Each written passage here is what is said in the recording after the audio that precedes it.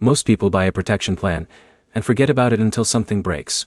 Then they panic, unsure how to actually use it. That confusion usually leads to delays or even denied claims.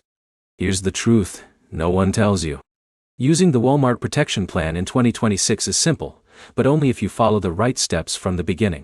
Quick promise. In the next few minutes, you'll learn exactly how to activate, access, and file a claim with your Walmart protection plan, what it covers, and the mistakes that can stop your claim from being approved.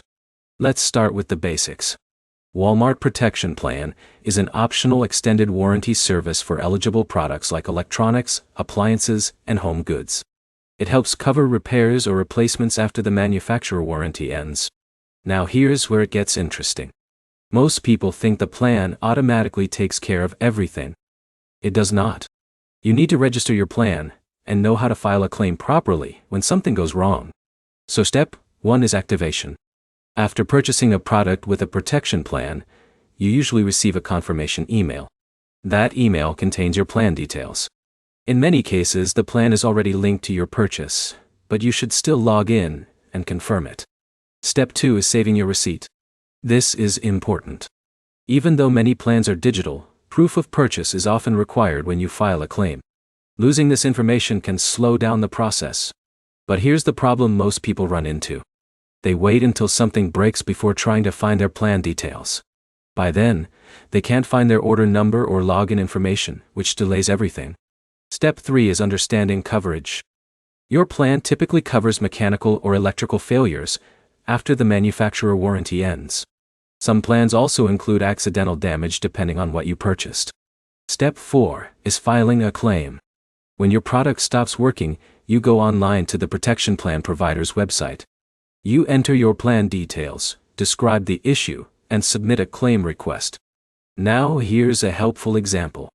Imagine Jake buys a laptop with a protection plan. 2 years later, the battery stops charging. He logs into his account, submits a claim, and follows instructions for repair or replacement. Step 5 is following instructions from the service provider. Depending on the issue, they may ask you to ship the item, take it to a service center, or get it repaired locally.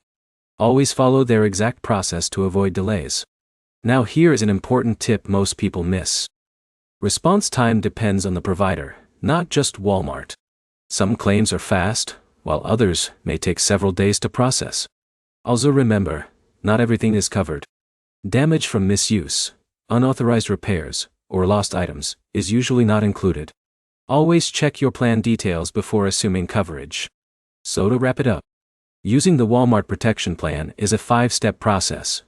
Activate your plan, save your receipt, understand coverage, file a claim, and follow service instructions. If this helped you understand it clearly, like the video, comment your questions, and subscribe for more simple guides like this.